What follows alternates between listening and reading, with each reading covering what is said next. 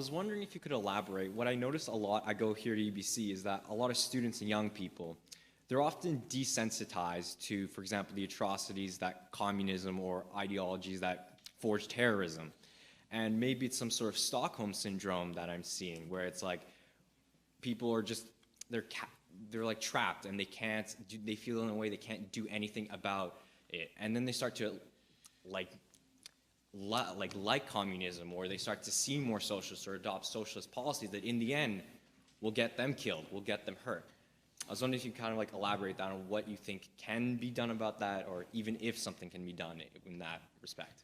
Well, I think something can be done. I mean, I've been trying to educate people about the horrors of the Nazi regime and the Soviet regime in particular. I've concentrated mostly on those two because that's good enough. Mm-hmm. And trying to let people know that it was through the fault of people much like them that those systems arose, and that there are steps you can take to limit the probability that you would participate in such a thing, and that those steps are associated with trying to be truthful in your speech and actions, because the stability of those systems depends on the willingness of individuals to lie. And also on your willingness to take responsibility for the malevolence in your own heart that manifests itself in those social movements.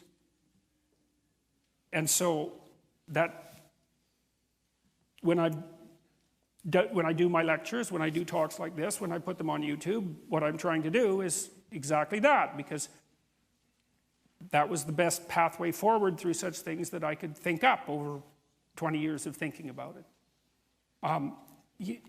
No one is so habituated to suffering that they can read the Gulag Archipelago, which is actually quite hard to read, without having it affect them.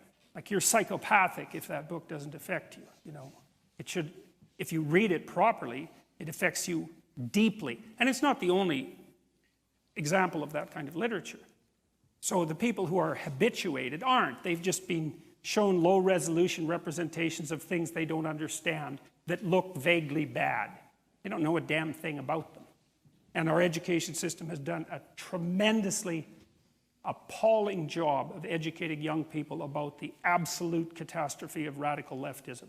Now, it's not much better with regards to, say, the actions of the Nazis, although I would say on average people are more aware of that. But they don't. But it's shallow, shallow knowledge. So you make the knowledge deep, and deep knowledge changes people and wakes them up. You know, I mean, the only reason that I ever got convinced that good and evil were real, more real than anything else, wasn't because I learned that good was real. That's hard. That's hard. It's hard to learn that. You have to find examples of transcendent good, you know. They're rare. Evil? All you have to do is look. You read history a bit. And read it like it's about you. And there's no way that you can do that without a transformation. But people won't do it. It's like, you want to imagine yourself as an Auschwitz guard? That's a rough thing, you see, because you have to figure out. See, Jung said if you confronted the shadow, which was the dark side of people, the aggressive side, the malevolent side, that it really reaches all the way down to hell. And Dante sort of was trying to put forward the same thing when he wrote the Inferno, right, with the levels of evil, right, because it was a voyage through the levels of evil right to the bottom. He thought the bottom was betrayal. It's pretty good.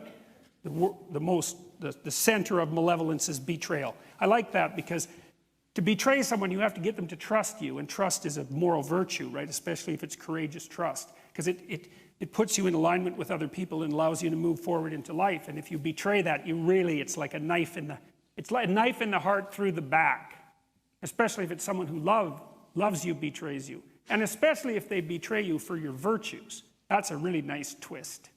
So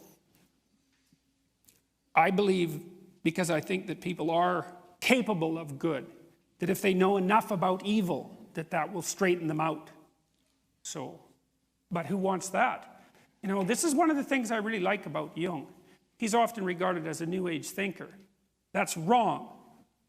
He's no New Age thinker. He knew that the pathway to enlightenment was barred by the necessity of a passage through hell. And that no one was going to do that. That's why there isn't a world full of enlightened people, you might say. Like if it was just a matter of doing nice things, following your bliss, let's say, however you might put it, then why wouldn't everyone walk up the stairway to heaven? That isn't how it works.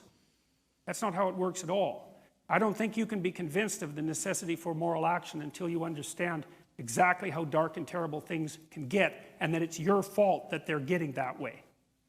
Who wants to think that? So, you can think it though, but not without it burning you.